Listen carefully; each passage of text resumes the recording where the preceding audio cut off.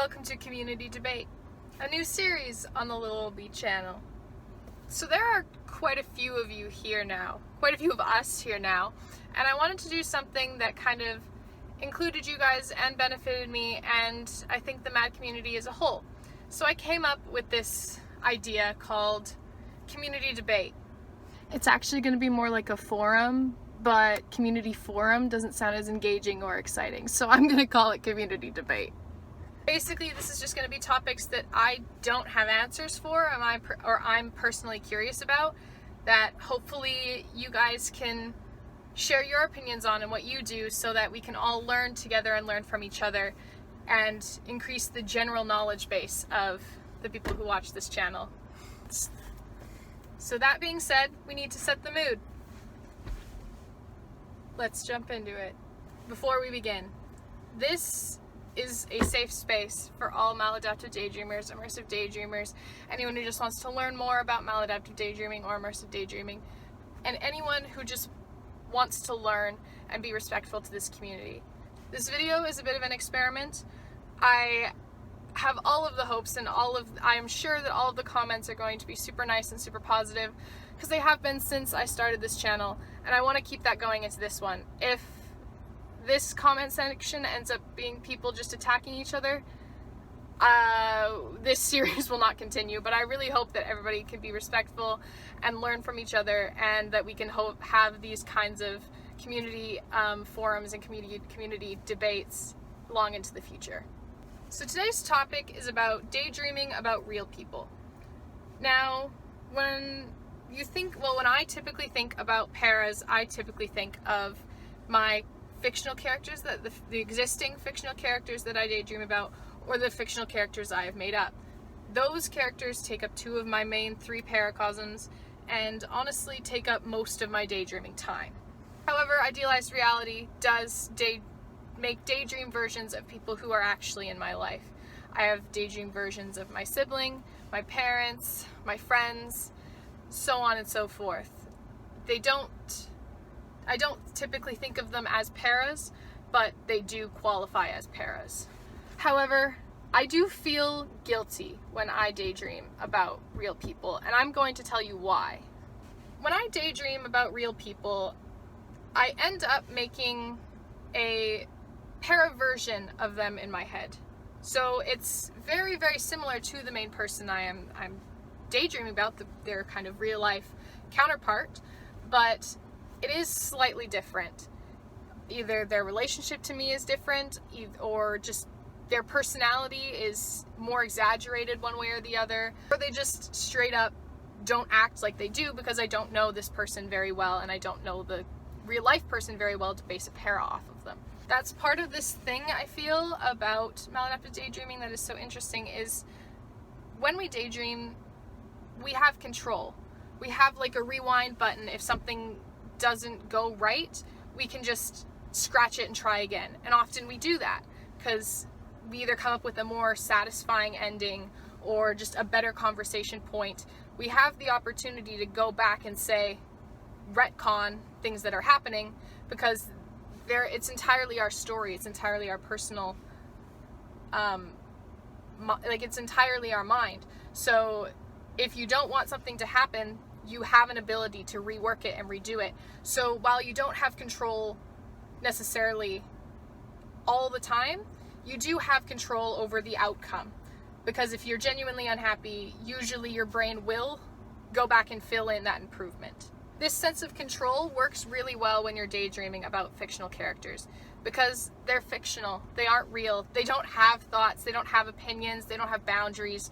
They're quite literally just either lines on a page or just a visual in your mind. They don't have any there's no consequences when it comes to dealing with and daydreaming with fictional characters. They're there to serve a daydreaming purpose, and so they're not going to get upset when they're fulfilling that daydreaming purpose. Whereas real life people do have boundaries, do have opinions and ideas, and may not actually be okay with being daydreamed about. One thing I haven't really talked in detail about yet, but I will go into eventually, is how dark and how gritty and how just overall ugly daydreaming can be sometimes. Like, you don't dream about, oh, nice, happy, I'm living my best life vibe very often. It's usually like you're daydreaming some pretty horrific stuff, and some people are just not okay with, would just not be okay with you inserting them into those scenarios. It's like when your friend tells you about a dream they had, like just a normal, I fell asleep at night and had a dream kind of dream, and they're like, oh, you were in it. There's just a little moment of, you were dreaming about me, or at least for me anyway, where it's like, it's not necessarily a bad thing, but it's just a shock of like, oh, you were dreaming about me.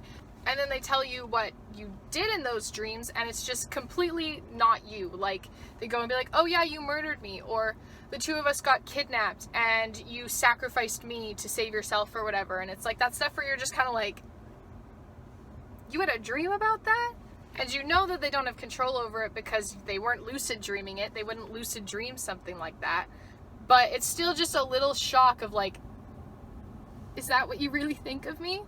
And it's a little off-putting. I will admit it. So that's why when I think that if I told someone about any of my real life paras, what they did in some of my daydreams, or what they were reduced to in some of my daydreams, it would be extremely off-putting.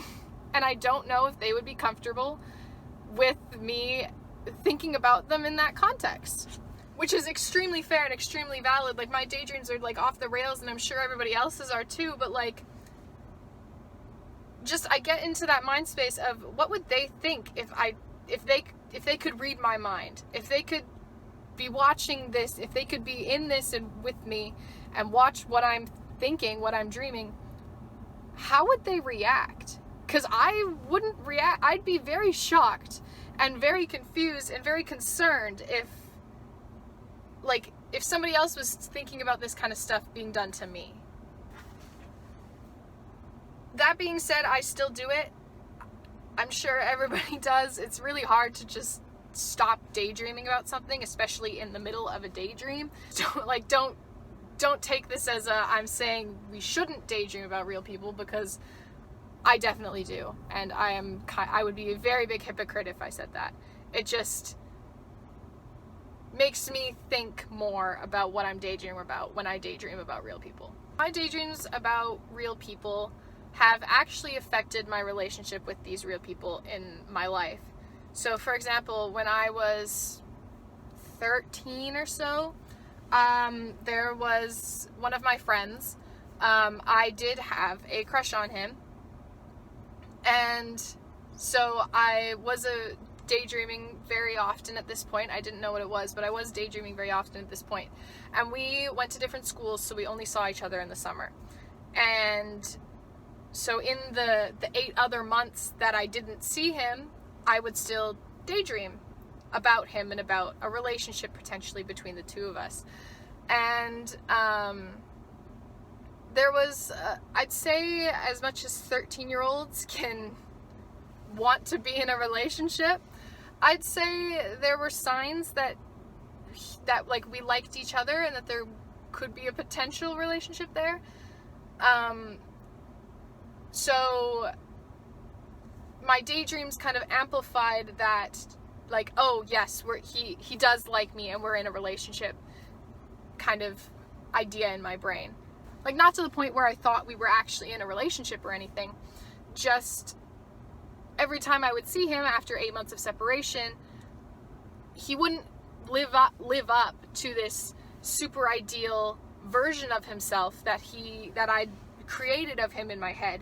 So it'd take me a couple days to remember that my daydreams aren't real and that version of him doesn't exist. It's something I've made up in my own head to just keep me entertained, I guess. So I've talked a lot about why I don't like daydreaming about real people. Now we're going to talk about why I do like daydreaming about real people. One way that I'm totally okay with myself daydreaming about real people is if, like I said, that relationship that I'm imagining that I'm dreaming about is the same as my relationship to the real life person. So, for example, a platonic friend, you're daydreaming about going on like an adventure with a platonic friend platonically, because then I find that not strengthens the bond, platonic bond with that person, but if the person I've met and have a friendship with has made a big enough impact on me to start daydreaming about them, then obviously there's something about them that I like, and I can find out what I like about that person through my daydreams, because I subconsciously will include my favorite traits about them. So if I'm dreaming about a platonic friend in a platonic way, I think that's fine.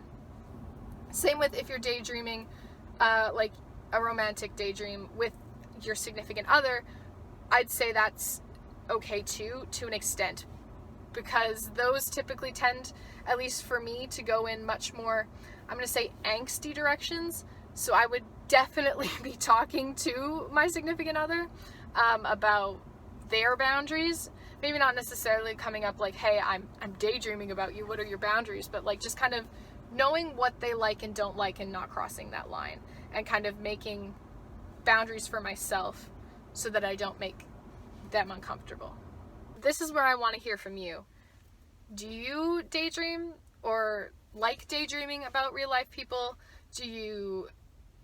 How do you kind of not justify, that sounds like schoolwork, but why do you like doing it? Why is it something that's stuck with you? Because it's something that hasn't stuck with me, and I'm sure people do daydream about real people, and I want to learn from you guys. I want you to learn from my opinions. I want to learn from you guys' opinions. We're a community learning how to be a community. I'm not saying talk about your daydreams if you're not ready. That is definitely not what I'm saying. I'm saying if you feel ready and comfortable, I want to contribute to the discussion, please do, because I want to learn from you guys.